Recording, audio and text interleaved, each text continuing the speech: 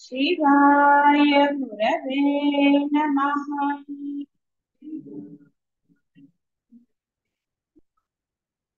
शिवाय गुरवे नमः।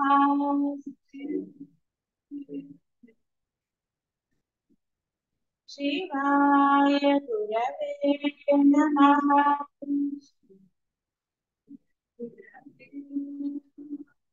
शिवाय गुरवे नमः।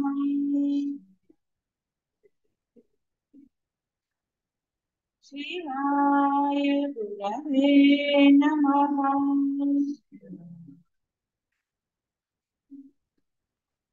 शिवाय गुरवे नमः।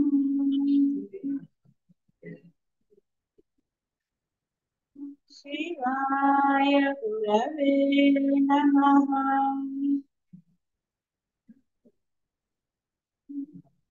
शिवाय गुरवे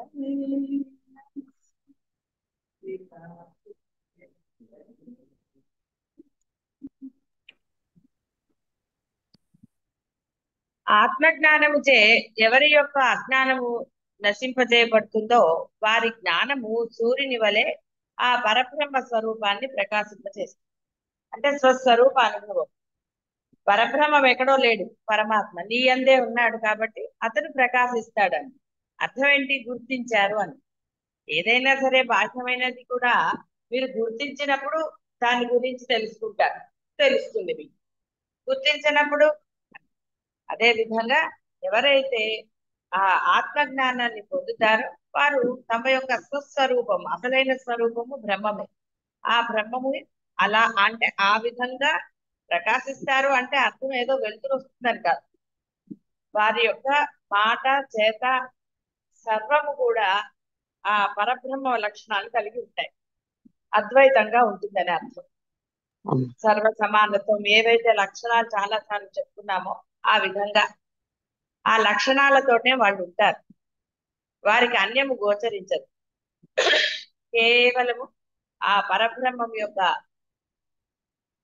స్వరూపమే అంతటా వాళ్ళు చూడగలుగుతారు. అయితే ఇక్కడ స్వరూపము అంటే ఎప్పుడు స్వరూపం లేదనే కదా చెప్పుకున్నది. అంటే అర్థం ఉన్నది అదే సర్వము కూడా, ఎక్కడ అన్యమైనది దేశమాత్రంగా కూడా లేదు. కాబట్టి వారికి ఇంకా ఎవరి పట్ల గాని, ఏ వస్తువు పట్ల గాని, దేని పట్ల కూడా వారికి ఎటువంటి గందరగోళం ఉండదు. ఉద్రేకాలు, ద్వేషాలు, రాగాలు ఇవేవి ఉండవు. ఎంత మేరకు అంత మేరకి ఆ క్షణికంగానే ఉండి మరలా వాడు మామూలు స్థితిలోనే ఉంటారు. ఎందుకంటే మళ్ళీ డౌట్ వస్తుంది కదా, గురువు గారు కోపడుతున్నారు కదా అని. మరి తప్పదు కదా. అది అది ఆ క్షణికంగా ఉంటుంది, సరిపోతుంది. మార్గంలోకి రావాలి అంటే పిల్లల్ని ఎలా దండిస్తారో మరి గురువులు కూడా శిష్యులను దండించకపోతే వాడు శిష్యుడు ఎలా అవుతాడు? అందువల్ల దోషాలు జరుగుతూ ఉన్నప్పుడు అందులో ఇక పరీక్షలు దగ్గరకు వచ్చేసాయనుకుంటే మరి కొంచెం కష్టపడి చదవాలి కదా. చదవకపోతే ఇంట్లో వాళ్ళు కోపడరు. ఫైనల్ ఎగ్జామ్స్ అప్పుడు, మామూలు ఎగ్జామ్స్ అప్పుడు వదిలేసినా ఫైనల్ ఎగ్జామ్స్ వచ్చాక వాళ్ళకి టెన్షనే కదా, ఇంట్లో వాళ్ళకి, పెద్దవాళ్ళకి. చదువు చదువు చదువు అది. ఇక్కడ నాకు టెన్షన్ అని నేను చెప్పటం లేదు, మీరు మళ్ళీ అదేదో టెన్షన్ అనుకునేది. ఏమీ తరుణమ్మా. టెన్షన్. ఎందుకంటే జారిపోకుండా ఉంటారని, అంతకన్నా వేరే ఉద్దేశం ఏమి ఉండదు. మరలా ఆ యొక్క ఆ బురదలో అనండి ఊబిలో పడిపోతారేమో, అజ్ఞానాన్ని పుచ్చుకుని లేనిపోని దుఃఖాలు అనుభవిస్తారు. కాబట్టి సాధన అంటే ప్రమత్తత కలిగి, అంటే అవేర్నెస్ అంటారా, జాగరూకత, అటెన్షన్ కలిగి ఉండాలి. అందువలనే పదే పదే అదే చెప్పటం, దాని గురించినే కాస్త కోపట్టం కానీ ఏదన్నా కానీ ఉంటుంది. దుఃఖ రోగము, జ్ఞానమే దుఃఖమే రోగం, దానికి మందు జ్ఞానం తప్ప అన్యం లేదు. దుఃఖము పోవాలంటే అజ్ఞానం తొలగాలి. జ్ఞానము చే, తత్వ వివేచనము చే మాత్రమే అది పోతుంది. లేకపోతే దుఃఖం ఒకటి పోతే ఒకటి వస్తూనే ఉంటుంది. ఏది లేకపోతే ఏదో వాడే కల్పించుకుంటాడు ఓ దుఃఖాన్ని. మనిషి ఆనందంగా ఉండడానికి ప్రయత్నం కన్నా దుఃఖించడానికి, బాధపడుతున్నాను అని చెప్పుకోవడానికి ఎక్కువ తాపత్రయం. తనకి కష్టం ఉంది అని చెప్పుకుంటూ ఉంటాడు. వాళ్ళు తీరుస్తారా తీర్చరాని కాదు, ఏమిటో వాడి లక్షణం అది. అలా బాధలు కొని తెచ్చుకుంటూ ఉంటాడు, లేని బాధను కూడా క్రియేట్ చేసి ఉంటాడు. అంతే తప్ప హాయిగా ఉన్నాం కదా, ఇప్పుడు మనకి ఏమిటి అవసరం, ఏమీ అక్కర్లేదు, పరమ ప్రశాంతంగా ఉన్నాం కదా అని అనుకోడు. అందువల్లనే ఆ యొక్క ఈ జ్ఞానంలోకి వస్తే ఇహ వాడికి ఇలాంటి ఆలోచనలు ఉండవు. తత్వ విచారణ చేస్తే, తత్వం అంటే నువ్వు ఎవరో తెలుసుకుంటే అని, ఆ నేనెవరో తెలుసుకోమనే మనకి రమణ మహర్షి చెప్పింది. అంటే ఆ విధంగా ఎవరైతే ఆ తత్వ విచారణ చేస్తారో, నేను తెలుసుకుని, కేవలం తెలుసుకుంటే సరిపోదు, ఆచరణలో కూడా పెట్టాలి. ఆ ఆచరణలో పెట్టిన వాడికి ఇహ దుఃఖము లేస మాత్రమే, ఇహ అప్పుడు వాడు వెతుక్కోడు దుఃఖం ఎక్కడుంది అని. సుఖం ఎక్కడుంది కూడా ఎందుకంటే ఉన్నది అదే, ఉన్నది కేవలం ఆనందమే. ఇంకా ఎత్తుక్కోవటం ఎందుకు ఆనందాన్ని? నిరతిశయ ఆనందం ఉన్నది, తరిగిపోని ఆనందం ఉన్నది. ఇక్కడ వెతికినా మీకు దుఃఖం కనపడదు, లేదు కాబట్టి. ఉన్నది కేవలం అదొక్కటే. ఉన్నది ఒకటే అయినప్పుడు రెండోది ఎక్కడి నుంచి వస్తుంది? అందువల్ల ఆ యొక్క తత్వజ్ఞానాన్ని పొందాలి. కాబట్టి ఆత్మ జ్ఞానాన్ని ప్రయత్నపూర్వకంగా శ్రవణ మనన నిధిధ్యాసనముల ద్వారా ఎవరు సంపాదించుకుంటారో అట్టి వారి అజ్ఞానము ఆ జ్ఞానము చే పటాపంచలైతుంది. ఇంకెందుకు సందేహం ఎందుకు? ఇప్పుడు మీది కూడా అదే కదా, మీరంతా దానికి సాక్షులే కదా. కాకపోతే ఇంకొంచెం పూర్ణత్వం రావాలి, అంతకన్నా వేరే ఏం లేదా. దాని నుంచి జారిపోకుండా ఉండటానికే మధ్య మధ్యలో అప్పచ్చు, అమ్మా. లేకపోతే ఉండదు కదా. మొట్టికాయలు అప్పచ్చులో వేయాలి కదా, అది అవునమ్మా. వేసుకుంటే దాంట్లో వెనక్కి వెళ్లకుండా మళ్ళీ కాస్త జాగ్రత్తగా చేస్తూ ఉంటారని శ్రద్ధాభక్తులతో, దృఢత్వంతో. ఇప్పుడు ఇన్నిసార్లు చెప్పాం కాబట్టి కదా కొంతమంది అయినా నియమనిష్టలు పెట్టుకుంటున్నారు ఇప్పుడు కాస్త. అమ్మా. లేకపోతే అదే పెట్టుకుంటారు, అమ్మా. నెమ్మదిగా చేసుకోవచ్చులే అనుకుంటారు. అంతే. కానీ ఆయుష్ నెమ్మదిగా వెళ్ళట్లేదు, ఆయుష్ ఫాస్ట్ గానే పోతుంది. చూసారా, అప్పుడే ఈ సంవత్సరం కూడా అయిపోయింది కదా. అవునమ్మా. అందుకని కాలం మీకోసం ఆగదు. నెమ్మదిగా తర్వాత చూసుకుందాంలే అంటే, అందుకే ఎప్పుడు పని అప్పుడే అన్నాడు. వీలైతే రేపటి పని కూడా ఇప్పుడే అంటే ఇవాళ అన్నం వండేసి కూర్చోమనిగా. ఏ పనులు అయితే చేయాలో అవి చేసేసుకోవచ్చు అని అర్థం. అంతేగాని అక్కర్లేని పనులు కూడా రేపటి ఇవాళ చేసుకుంటే ఏమవుతుంది, వృధా అవుతుంది. అవునమ్మా. దట్టమైన మేఘము చే సూర్యుడు కప్పబడి ఉన్నప్పుడు లోకము అంధకార బంధురమై ఉంటుంది. పెద్ద మారుతం, గొప్ప జంఝం మారుతం ఆ మేఘాన్ని, అది వచ్చింది అనుకోండి తొలగిపోతుంది కదా. అలాగే సూర్యుడు అప్పుడు స్వతసిద్ధంగా ప్రకాశిస్తాడు, తత్ఫలితంగా అంధకారం నశిస్తుంది. అలాగే ఆత్మ వస్తువు సూర్యుని వలె స్వత ప్రకాశమానమై ఉన్నది. అజ్ఞానం అను మేఘము దానిని కప్పుట వలన ఆత్మ తెలియబడినందుచే జీవుడు దుఃఖముల పాల్పడుతున్నాడు. ఇక కొత్తగా ఆత్మను సృష్టించుట కాదు, దానిని ఆవరించి ఉన్న అజ్ఞానాన్ని తొలగించుకోవటమే. అది జ్ఞానం అని కంఠం అన్నారు, జ్ఞానం అనే అగ్ని అన్నారు, ఇప్పుడు జ్ఞానం అనే వాయువు అన్నాడు. అంటే ఇప్పుడు సూర్యుడికి మేఘానికి చెప్పారు కాబట్టి అలా. కాబట్టి అది ఇప్పుడు కొంచెం అప్పుడు కొంచెం అప్పుడు కొంచెం అంటే రాదు జ్ఞానం. జ్ఞానాన్ని ఇప్పుడు చూడండి, చదువు అనుకోండి, ఇవాళ కొంచెం రేపు కొంచెం ఎల్లుండి కొంచెం చదివితే ఇక్కడ ఏది గుర్తున్న వాడికి పర్వాలేదు, అవి అలా ఉంటాయి. వాడు గుర్తులేని వాడికి ఎప్పుడు ముక్కులో పెట్టి వెళ్ళి తుమ్ముతాడు అంటారు చూస్తారా, పరీక్ష ముందర వాడికి అప్పుడు చదివితేనే గుర్తుంటుంది, రాస్తాడు. ఒక్కొక్కడిది ఒక్కొక్క రకం. కానీ ఆత్మజ్ఞానాన్ని నేను అప్పుడప్పుడే వింటానండి, అప్పుడప్పుడే ఇచ్చేస్తాను, అప్పుడప్పుడే ఆచరణ పెడతానంటే కుదరదు. అది నిరంతర సాధన చెయ్యవలసిందే. దాని అందే తత్పరత కలిగి ఉండాలి, అటెన్షన్, ప్రమత్తత, అటెన్షన్ ఉండాల్సిందే జ్ఞానం అంది. ఆ జ్ఞానం యొక్క అటెన్షన్ లేకపోతే అది, మీరు చెప్పారు కదా ఎప్పుడో జారిపోతుందండి తెలియటం లేదని, డైలాగ్ కొట్టాను కదా. అవును. అలా మరి కష్టపడి సంపాదించి అలా జారిపోతే ఏం లాభండి? ఇక్కడేమి మార్కులో లేదా గ్రేస్ మార్కులో అలాంటివి లేవు. ఏదో పాస్ మార్క్ వేసి ఏదో గ్రేస్ మార్కులు ఒక 5 3 కలపచ్చండి అంటే అట్లా లేవు. పరీక్ష దిద్దే వాళ్ళు అక్కడ అంతమంది 3 మంది ఉంటారేమో కానీ ఇక్కడ అంతమంది లేరు. ఉన్నది పరబ్రహ్మమే, నీలో ఉన్నవాడే, ఎక్కడి నుంచో కూడా అక్కర్లేదు. నీలో ఉన్న పరబ్రహ్మమే కరెక్షన్ చేయాలి. కానీ ఆ పరబ్రహ్మని వాడుకుని ముందు బాగా చదువుకో, ఆచరణలో పెట్టాలి చాలు. అతనే చేస్తాడు అన్ని, అతనికి ఇచ్చేసేస్తే శుభ్రంగా పరీక్ష పేపర్ రాస్తాడు, 100% మార్కులు వస్తాయి. ఇక్కడ ప్రాబ్లం ఏంటంటే అతని చేతికి ఇవ్వకుండా సొంతంగా చేస్తున్నారు కాబట్టి జరగదు. అదే కదా, అంటే అవును. ప్రయత్నం కూడా అతను లేని చేయగలరా? లేదమ్మా చేయలేదు. చేయండి అతనితో అమ్మా. చెప్పాను కదా, నేను చేస్తున్నాను అని అనవద్దని కదా చెప్పేది. అవునమ్మా. నేనుతో చేస్తున్నాను అని మిమ్మల్ని మీరు అబ్జర్వ్ చేసుకున్నంత కాలం నేను ఉంది కదా అక్కడ. నేను ఉన్నంత కాలం మీరు ఏం పొందుతారండి? దుఃఖం తప్ప వేరేది రాదు. కాబట్టి అందుకే చెప్పింది శిష్యుడుగా ఉంటాను, సాధకుడుగా ఉంటాను. ఇది ముందు తేల్చుకోవాలి. నేనుగానే ఉంటానంటే అంటే చాలా కష్టం. శిష్యుడికి ఐడెంటిటీ లేదు. ఐడెంటిటీ ఉందా? లేదు. లేదమ్మా. సాధకుడికి identity లేదు. అంటే బ్రహ్మాన్ని పట్టుకున్న వాడిని సాధకుడు అని, గురువుని పట్టుకుంటే శిష్యుడు. సరే, దైవాన్ని ఎందుకు చెప్పలేదు భక్తుడని అంటే అది కొంచెం లాంగ్ ప్రాసెస్ కదా పాపం. అందువల్ల కాబట్టి ఇక్కడ శిష్యుడా, సాధకుడువా, భక్తుడువా పోనీ అది నువ్వు డిసైడ్ అవ్వాలి. ఎందుకంటే అది నీ యొక్క ప్రయత్నమే. ఏం చదవాలనేది ఇప్పుడు అంటే పెద్దవాళ్ళు అడుగుతున్నారు కానీ పూర్వకాలం ఏమో అడగలేదులేండి. మామూలుగా ఏదో ఒక కోర్సులో జాయిన్ చేసేవారు. అంత పిల్లల్ని అడిగి జాయిన్ చేసేవాళ్ళు చాలా తక్కువ పూర్వకాలంలో. ఉన్నారు కొంతమంది. అప్పుడు మంచి చెడ్డ అనేది ఎప్పుడు ఉంటుంది.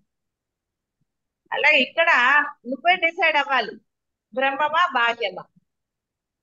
కాబట్టి బ్రహ్మమని డిసైడ్ అయ్యాక ఇక తత్పరత కలిగి ఉండాలి. ఫస్ట్ ర్యాంక్ రావాలంటే కష్టపడి చదవాల్సిందే. ఏదో కొంచెం కొంచెం చదివితే అంటే ఫస్ట్ ర్యాంక్ రాదు కదా. అందుకని ఆత్మజ్ఞానం కావాలి అంటే డెఫినెట్ గా ఆ నిరంతర సాధన అత్యంత ఆవశ్యకం. అంతే, కేవలం నిరంతర సాధననే దానికి అంటే బలం చేకూర్చే ధర్మ ఆచరణ అత్యంత ముఖ్యమైనది. అంటే అది ఆ అద్వైతం మనస వాచ కర్మ. అప్పుడు మేఘాలు ఎలా తొలగిపోతాయో ఇలాగా ఈ ఆచరణ వల్ల ఆ యొక్క అజ్ఞానము చక్కగా తొలగిపోయి స్వస్థితిలో శీఘ్రంగా నెలకొంటారు.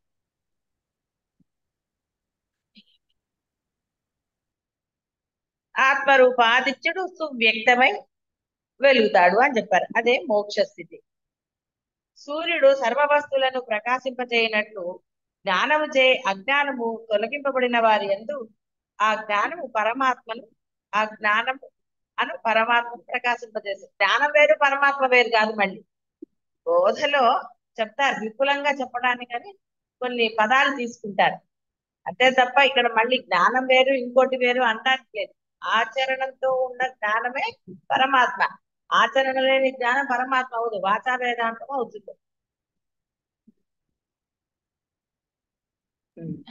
జ్ఞానము పరమాత్మను ప్రకాశింపజేస్తుందంటే పరమాత్మ జడమనే అర్థం. అది కాదు, చెప్పాను కదా, రెండు సమానం అని చెప్పాను. అంతేగాని ఇక్కడ జ్ఞానం వేరు పరమాత్మ వేరు అని అంటే పరమాత్మ అలా ఉంటాడంటే ఈ జ్ఞానం వెళ్ళి ఇలా వెనకాల లైఫ్ ఉంటాయని చెప్పానా? అలా ఉండదు.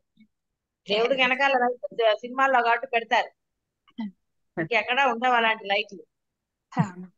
అవి సెల్ఫ్ లైట్ అన్నమాట.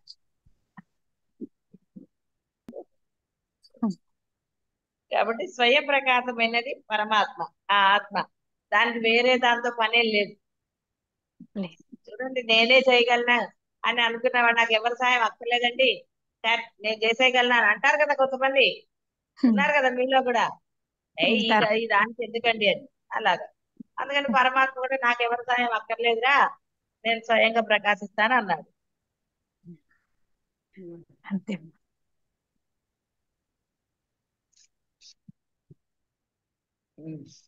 దీపంపై కుండ బోర్లించినప్పుడు దీప ప్రకాశము బయటికి కనిపించదు. అదే అజ్ఞానం. కుండను బ్రతలు కొట్టినప్పుడు లోపల ఉన్న దీపం ప్రకాశిస్తుంది. కాబట్టి అజ్ఞానాన్ని ఓ అమ్మ ఎళ్ళమ్మ అని అంటే గుజ్జగిస్తే ఎళ్ళదు. ఖడ్గముతో నరకాలన్నారు, అగ్నిలాగా ఆ జ్ఞానాగ్నిలో దగ్ధం అవ్వాలన్నారు. ఇక్కడ జంజం మారుతంచే అన్నారు. అందుకని ఇక్కడ కర్రతో కొట్టమన్నారు కుండని. కర్రతో కొడితే వస్తుందండి జ్ఞానం ఇప్పుడు? రాదమ్మా. అంటే అర్థం ఏంటంటే మీకు మీరు తీవ్రంగా అంతటి ప్రయత్నం చెయ్యాలి. ప్రయత్నం చేస్తేనే మీరు పొందుతారు. ప్రయత్నం చేయకపోతే ఎలా పొందుతారు? ఏదైనా తినాలంటే నోట్లో పెట్టుకోవాలి, ఈ చెయ్యి కంచంలోకి వెళ్ళాలి, అలా వెళ్ళాలి, నమలాలి, అప్పుడు మింగాలి. ఇన్ని చేస్తే, ఇంత కష్టపడితే అప్పుడు అది లోపలికి వెళ్ళి. అంతేగాని ఏదో సినిమాలో గడ్డ గడ్డ తిన్నాడు అనగానే అని పోతాయా? పోగా అమ్మా. అలా పోవు కదా. అది సినిమా కాబట్టి అలా పోయాయి. ఆయనకు మంత్రాలు వచ్చి కాదు, మీకు రావుగా. రావమ్మా. ఇప్పుడు మంత్రాలు నేర్చుకుని అలా తినేస్తాను. లేదమ్మా. లేదమ్మా. అనవసరమైన లేదమ్మా. జోలికి వెళ్ళకుండా. వెళ్ళమ్మా. కాబట్టి ఏదైనా కష్టపడవలసిందే. మంచం మించి లేవాలో పడుకోవాలన్నా కష్టపడాల్సిందే. దేని మించి అయినా సరే ఏ కష్టం పడకుండా ఎలా ఉంటారండి? బిగుసుకుపోయి ఉంటారా? ఉండలేరు కదా. కష్టపడాలి. ఉండలేరు. అందుకని అన్నాడు, "ఒరేయ్, బాహ్య ప్రపంచంలో ఎన్ని కష్టాలు పడ్డావురా ఇప్పటి వరకు, ఈ జ్ఞానం తెలిసే వరకు ఎన్ని కష్టాలు." అడిగితే చెప్పా కదా, లిస్ట్ అదే ఉంటుంది. ఇంత బాగా కష్టాల లిస్టే ఉంటుంది. సుఖం ఎక్కడ ఉంటుంది అంటే చివరికి పర్వాలేదు అనుకోండి అంటారు తప్ప కష్టం లేదంటారు ఎవరైనా. ఎవరిని అడిగినా సరే, ఎంత ధనం ఉన్న వాడినైనా సరే, ఆఖరికి సంవత్సరం పిల్లాడిని అడిగినా సరే, ఎవరే నీకేమన్నా కష్టం ఉందని వాడికి అర్థమైతే బోల్డు అంటాడు. ఎవడి కష్టం వాడికి ఉన్నాయి. వాడు చెప్తాడు తన కష్టం. చెప్పరండి, అమ్మమ్మలకి బామ్మలకి ఫోన్లు చేస్తే వాళ్ళు చెప్పరా? చెప్తారు. వాళ్ళ కష్టాలు వాళ్ళు చెప్పుకుంటారు. అలా కష్టం లేని వాడేవాడు బాహ్య ప్రపంచాలు అందరికీ కష్టాలే. ఇక పెద్దవాళ్ళైతే లిస్టే. ఎందుకంటే అవి ఎప్పుడు అసలు మర్చిపోరు. ఎలా మర్చిపోతా అంటే అంటారు. కాబట్టి ఇక్కడ కష్టం గుర్తున్నంతగా ఆనందం గుర్తుంది. చూడండి, చెడు గుర్తున్నంత తొందరగా మంచిని గుర్తించరు, మంచిని పాయింట్ అవుట్ చెయ్యరు. వారు చేసిన మంచి ఏమిటి అని ఆలోచిస్తారా చెప్పండి? ఎప్పుడైనా సరే మంచివాడు ఏం చేస్తాడు? వాడు ఏదైతే నాకు ఏమిటండి, వాడైతే చాలా మంచివాడు, ఏదో అలా చేసుకుంటాడు, సో వాట్ అంటాడు. అంటే దృష్టి మంచి మీద ఉన్నప్పుడు వాడి చెడు మీదకి పోదు. అది మంచితనమే గుర్తిస్తాడు వాడు. ఆ మంచితనాన్నే వాడు నలుగురికి చెప్తాడు. అది కాదనుకోండి, ఈ చెడ్డవాడికి అవే కనపడతాయి కాబట్టి వాడు ప్రచారం కూడా అదే చేస్తాడు. వేరే పెద్ద కష్టమేం అక్కర్లే. ఇక్కడ మంచి చెడులు అంటే నీలోనే ఉన్నాయి. నువ్వు మంచిని గురించి చెప్పావా, మంచినే ప్రచారం చేస్తావు. చెడ్డ గురించి అంటావా? చెడు ఉంటుంది. ఇప్పుడు చూడండి, ఎవరైనా కనపడితే బాగున్నారా అని అడిగితే అర్థం ఏంటి? ఏం కష్టపడుతున్నారు కదా. అయ్యో బాగున్నామండి కొంతమంది అంటారు. ఇంకా దగ్గర వాళ్ళైతే ఏం బాగు, తెలియదే ఉంది మీకు అంటారు. చూసారు ఎలా ఉంటుంది? అలా అంటే ఎందుకు ఎలాగ వాళ్ళు అన్నారు అనుకోండి, చాలా బాగున్నానంటే ఏమవుతుంది కదా. అవతల వాళ్ళు ఏం అనుకుంటారో మనకెందుకండి? మీరు ఎప్పుడు కూడా నేను పరమానందంగా ఉన్నానని చెప్పండి. అలాగే హాయిగా చెప్పుకోండి. లేరా ఆనందంగా? ఉన్నామమ్మా. లేచిన మొదలు సాధన చేసి నీరసంగా ఉందంటారు ఎవరితో? లేదమ్మా. లేదమ్మా. ఆనందంగా ఉందమ్మా. ఏంటి అనుకుంటారు. కాబట్టి కష్టం చెప్పుకో. ఏముంది అసలు ఆ పరమానందంగా దేని గురించి చింత లేదు. దేని గురించి చింత లేదు కదా. లేకపోతే కష్టం ఉందండి అంటారా? లేదమ్మా, కష్టం లేదమ్మా, ఆనందంగా ఉందమ్మా. కాలికి నొప్పున్నా కాలైతే ఉంది, నడుస్తున్నారుగా. మరి ఎందుకంటే చెప్పలేదు. ఏమన్నా బాగున్నారంటే బాగున్నాను కానంటే ఈ కాలు నొప్పే తగ్గట్లేదు. అదో తృప్తి అనమాట. అలా చెప్పుకుంటే అదో తృప్తి. ఎందుకు చెప్పండి? వాళ్ళు ఏం చేస్తారు? ఈ కాలు తీసి ఇంకో కాలు పెట్టండి అని కుదరదు కదా. కుదురుతుందా? ఎందుకండి దాన్ని తలుచుకోవటం? అలా అని కదలకుండా కూర్చుంటే ఇంకొంచెం ఇది చేసి కాలు లేకుండా నడుస్తున్నారు అనుకోండి, అదే పోతుంది. ఓకే, ఏం చేస్తుంది? ధైర్యం ఉండాలి. ధైర్యం ఉందనుకోండి వాడు నడుస్తాడు, ధైర్యం లేదనుకోండి పాకుతాడు.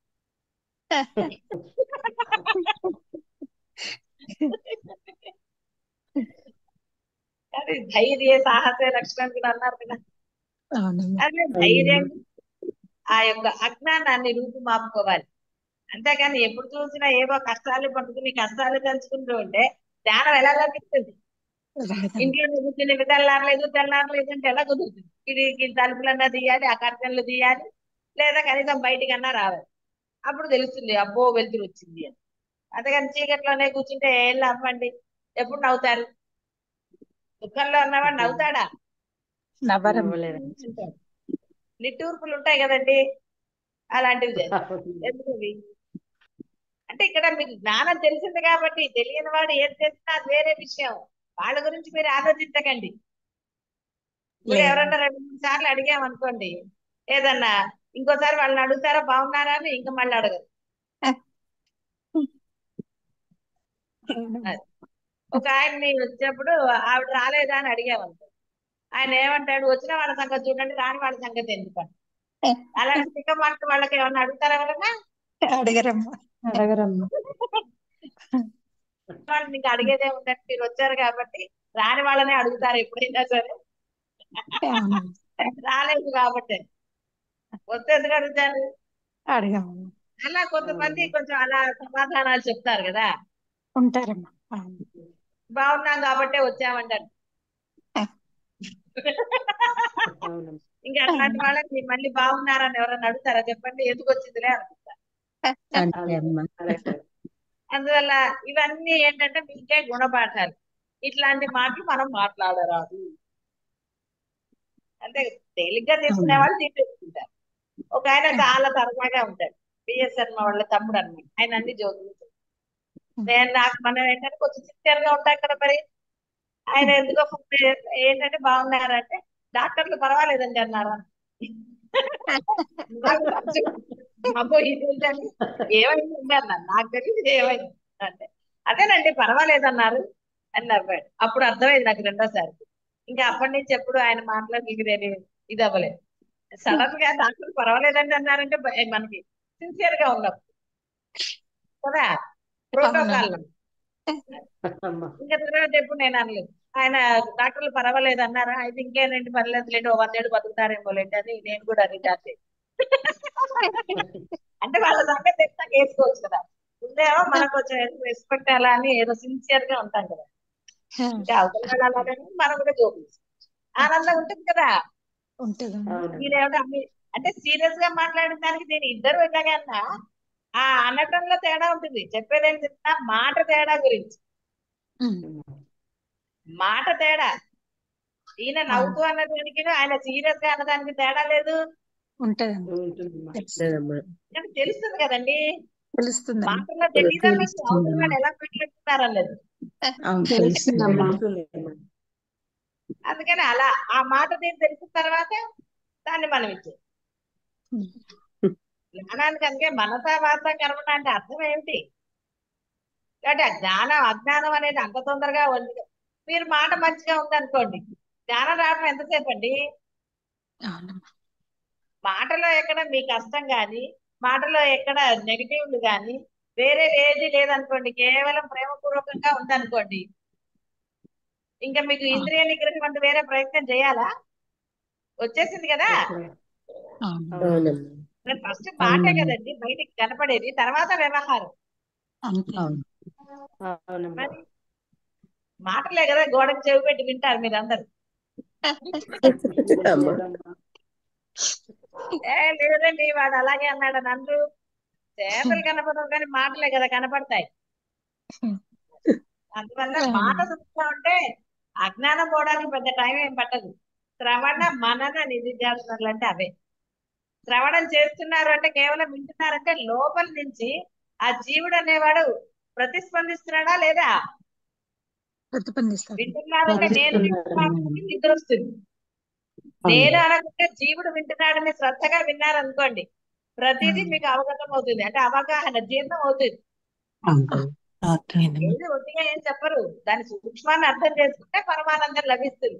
అటు ఇటు దిక్కు చూడకుండా, అటు ఇటు వేరే ఆలోచనలు లేకుండా చెప్పింది చెప్పినట్టు వింటే లోపల నుంచి జీవుడు ఉత్సాహపడతాడు. ఎందుకంటే జీవుడే కదా తరించాల్సింది, దేహం తరించాల్సింది లేదమ్మా. జీవుడే. జీవుడేనమ్మా. తరించలేదు కదా. జీవుడు ధరించాలి. అవును. జీవుడు బయట ఉన్నాడా లోపల ఉన్నాడా? లోపల ఉన్నాడు. ఇక్కడ ఎందుకు వచ్చిందని తీసి బయట పెడతారా? జాగ్రత్త.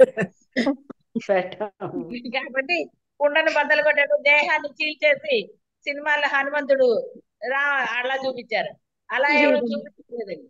లేదు అవన్నీ ఆహా, కథలు. లేదమ్మా. అలా చూపిస్తారు ఎవరు? లేదమ్మా లేదు, గురుగారు. లేదమ్మా.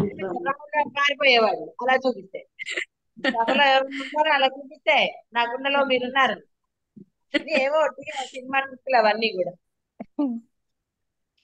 అంటే బద్దలు కొట్టమండి, ఇప్పుడు బద్దలు కొడితే మీలోంచి వచ్చేస్తాడా జీవుడు బయటికి? ఏమన్నా శరీరాన్ని బద్దలు కొడితే రాదమ్మా. లేదమ్మా.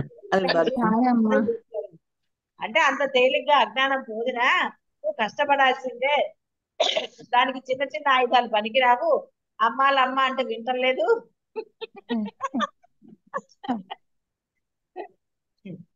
సాధన చెయ్యండి నాన్న అంటే విన్నారా? లేదమ్మా చేస్తారా చెయ్యాలా అంత తర్వాత కదండి మొదలెట్టారు. అవునమ్మా అవునమ్మా. దండం పుట్టింటే కదా, దండం దశగుణ భవేత్. దండం అవునమ్మా. పుట్టుకున్నా కదండి, ఇప్పుడు కొంచెం కాస్త మాట వింటున్నారు. అవునా కాదా? అవునమ్మా అవునమ్మా. అవునమ్మా. గురువు అనుగ్రహం అమ్మా అంతా. జ్ఞానరూప బుద్ధి వృత్తి వలన అజ్ఞాన వృత్తి నశించి అధిష్టానము ఆత్మ జీవనకు అనుభూతం అవుతుంది. కాబట్టి ఇక్కడ అర్థం అయింది కదా. ఇప్పుడు ఇంకా ఒట్టిగా ఏం చెప్పలేదు, కథలాగా ఏదో నవ్వుతారని చెప్పలేదు. అర్థమైందమ్మా. ఇది ఆత్మజ్ఞానాన్ని పొందుతారు, ఆనందంగా పొందాలని కదా చెప్పేది. ఆత్మ అవునమ్మా అంటేనే ఆనందం, ఆనందంగా పొందాలని కదా చెప్పేది. అవునమ్మా అందువల్ల అవునమ్మా. ఆనందంగా పొందండి, దుఃఖాలను పెట్టుకోకండి. ఏమోనండి ఎంత చేసినా ఇది అవ్వట్లేదు, ఈ దానికి తోడు ఇంట్లో ఈ గోల్ ఒకటి, మాకు ఇంకేం నా సాధన అంటారు. అలా అనకండి. లేదమ్మా. అయిపోతుంది. అన్నం. చెయ్యని వాడు చెప్తాడు అవన్నీ, చేసేవాడు ఎప్పుడు వాటిని పట్టించుకో. ఎందుకంటే జ్ఞానానికి అవేవి అర్థం కావని మీకు కూడా తెలుసు. మీరు అడ్డంగా పెట్టుకుని ఏం చేస్తారండి? ఇప్పుడు చూడండి, దొంగల్లాగా ఉండాలంటే వేరే వాళ్ళ వెనకాల దాక్కోరు.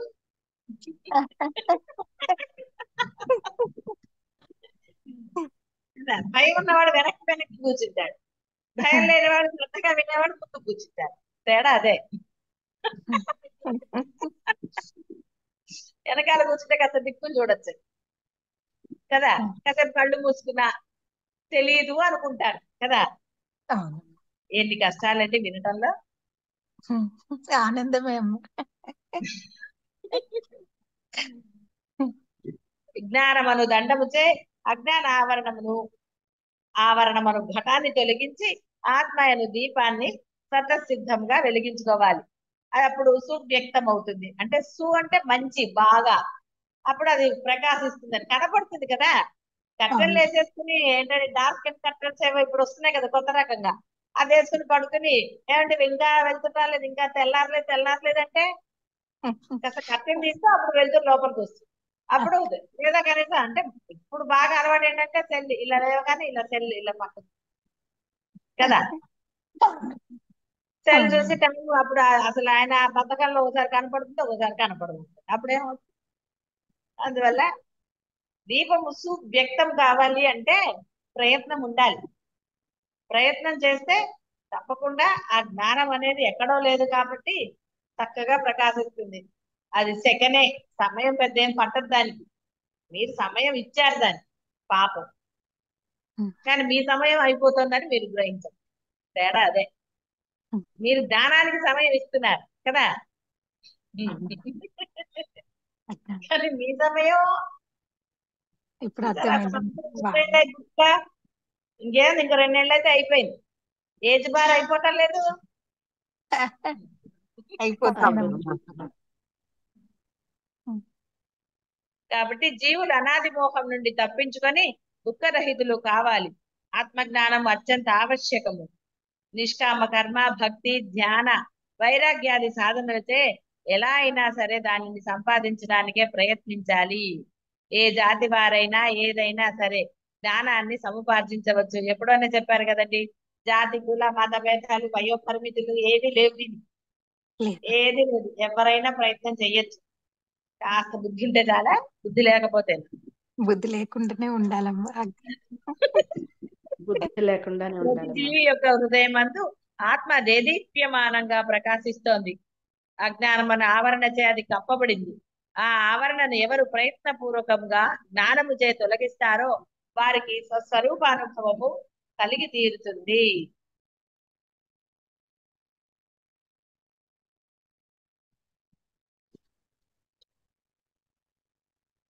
అయినా కూడా జనులు చీకటిలో పడి కొట్టుకుంటూ అంటే ఇంకా జ్ఞానాన్ని పొందట్లేదని, ప్రయత్నం చేయటం లేదని, మాయలో ఉన్నారని. కాబట్టి సద్గురువులకు మహాత్ముల వలన, సత్శాస్త్రముల వలన, సర్వేశ్వరుని భక్తి వలన ఆ మాయను తొలగించుకొని జ్ఞానాన్ని పొంది తీరాలి. ఆ యొక్క స్వస్వరూపమైన ఆత్మ సాక్షాత్కారాన్ని అందరూ పొందాలని చెప్పారు. తప్పకుండా.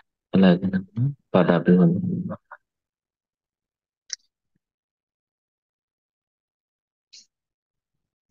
ఆ పరమాత్మ యందే బుద్ధి గలవారు, ఆ పరమాత్మ యందే మనస్సును నెలకొల్పిన వారును, ఆ పరమాత్మ యందే నిష్ఠ గలవారు, పరమాత్మనే పరమగతిగా ఎంచువారు జ్ఞానముచే ఎగురగొట్టబడిన పాపములు గలవారై జ్ఞానముచే ఎగురగొట్టబడిన పాపములు గలవారై పునరావృత్తి రహితమగు అంటే శాశ్వత మోక్ష పదవిని పొందుతారు, జన్మరాహిత్యాన్ని పొందుతారు. కాబట్టి అప్పుడే మోక్ష పదవి అంటే ఆ యొక్క స్వస్వరూప ఆత్మ సాక్షాత్కారం కలుగుతుంది. అంటే అర్థం ఏంటి? నీవే బ్రహ్మం అని నీకు తెలుస్తుంది. అప్పుడు ఆచరణ, మనస్సు, మాట, చేత అన్ని కూడా మనస వాచ కర్మణ లాగా అన్ని కూడా అద్వైతమే ఉంటుంది. అదే పరబ్రహ్మము. ఇక అన్యం లేదు, ఇక దిగులు లేదు, నిశ్చయం ఉండదు. అప్పుడు ఎప్పుడు ఆనందమే ఉంటుంది. అవునమ్మా. రమణ మహర్షి ఎప్పుడన్నా కష్టాలు చెప్పినట్టు విన్నారండి? లేదమ్మా. లేదమ్మా. లేదమ్మా. లేదు లేదమ్మా. గురుగారు. చదివేవారు కానీ ఎవరైనా కష్టాలు చెప్పారండి మీకు? లేదు. లేదమ్మా. లేదమ్మా. వాళ్ళ దాంట్లో ఎక్కడన్నా కష్టాల లిస్ట్ ఉందా? లేదమ్మా. లేదమ్మా. లేదమ్మా. గురువులు ఎప్పుడు లేదమ్మా. కష్టాలు చెప్తారు, లేదమ్మా. పెడతారు అంతే.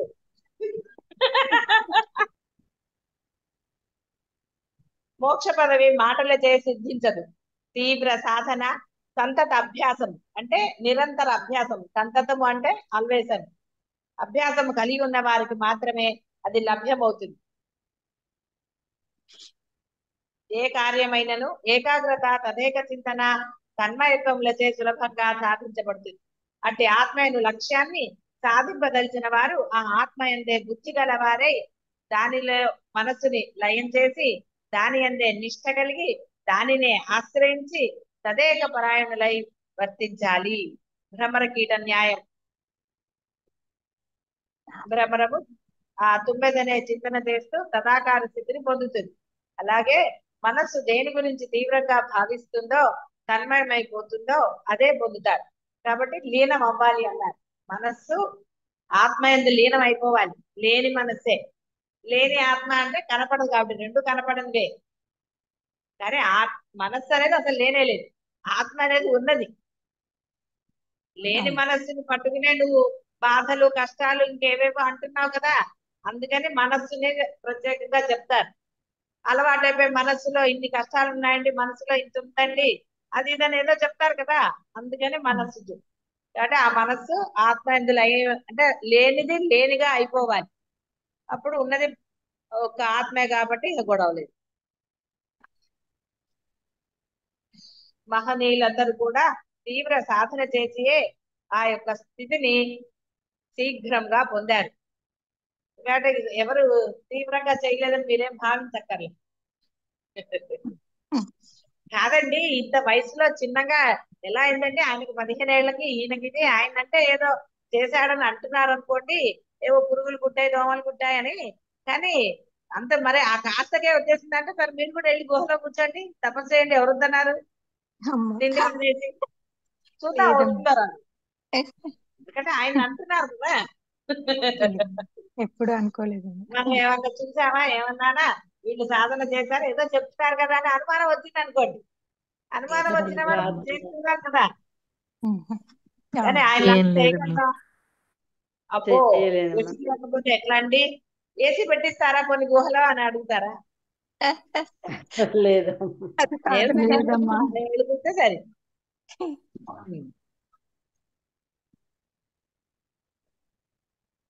మహనీయులందరూ కూడా తీవ్ర సాధన చేసి ఆ యొక్క స్థితిని పొందారు. మనస్సులోని కొంత భాగాన్ని దృశ్య సౌఖ్యములందు మరికొంత భాగాన్ని దైవ చింతనయందు వినియోగించినచో ఏకాగ్రత తదేక నిష్ట లేని కారణమున భగవత్ సాక్షాత్కారం ఎలా కలుగుతుంది? మీకు ఎన్నిసార్లు చెప్పాం కదా, ఇవి నావండి, ఇది గురువు గారికి, ఇది దైవానికి, ఇది ఇంకోటి బ్రహ్మానికి, ఇన్ని పెట్టారు. పెట్టకూడదు. ఇన్ని పార్టీషన్లు చేస్తే ఇంకేమవుతుందండి? అవుతుందా? అవదమ్మా. అవదమ్మా. కాదమ్మా. అవదమ్మా. ఎందుకంటే మీకే అనుభవం కదా, అందుకని అసలు ఏదీ లేదని శిష్యుడికి అసలు ఏది ఉండరాదు, లేక మాత్రమైన ఇది కూడా ఉండరాదు. అంతే అర్థం. శిష్యుడిగా ఉండేవాడికి లేస మాత్రంగా కూడా నా అసలు నా పలకడానికి లేదు. పలికాడే ఇంకా గోవిందే. సర్వకాల సర్వ అవస్థల యందు కూడా వాడు ఆ నా లేకుండానే ఉండాలి. ఉంటేనే వాడే ఇంకో తోటకాచార్యుడు అవుతాడు. ఆయనకు నా లేదు కాబట్టి తోటకాచార్యుడికి ఆయన ప్రసాదించారు. అక్కడ ఏదైనా అడ్డం వచ్చిందా, వాడికి బుర్ర లేదనో ఇంకోటో, వాడు జడుడనో ఇంకోటనో అలాంటివి ఏమైనా పనిచేస్తాయి అక్కడ? ఏవి పని చేయాలి. లేదమ్మా. తదేక నిష్ట లేని కారణముగా అని. కాబట్టి పరమాత్మ ప్రాప్తికై సాధకుడు తన చిత్తమును పూర్ణముగా ఆ ఆత్మరూప లక్ష్యమందే సంలగ్నము చేసి, సంలగ్నం బాగుగా లగ్నం చేసి తన సర్వశక్తులను అచ్చోటనే కేంద్రీకరించాలి. అప్పుడే వాడు పొందుతాడు. అంతేగాని నిమిషానికో పని చేస్తానండి, ఈ పని చేస్తాను, వద్దన్న పని చేస్తాను, లేకపోతే సమయాన్ని వృధా చేసుకుంటాను అంటే చెయ్యొద్దు అనటం లేదు, కానీ ఎలా చెయ్యాలో తెలుసుకోవాలి. సమయం వృధా కాకుండా ఉందా లేదా అనేది తెలుసుకోవాలి. అందుకే వివేక విచక్షణాలు కూడా చెప్పారు సాధనలు. అంటే నిమిషానికోసారి ఆలోచించమని కాదు, ఎక్కడ ఆవశ్యకతో అక్కడ ఆలోచించాలి. ఎలా తెలుస్తుందండి? అందుకే నిరంతరం సాధన చేయాలి.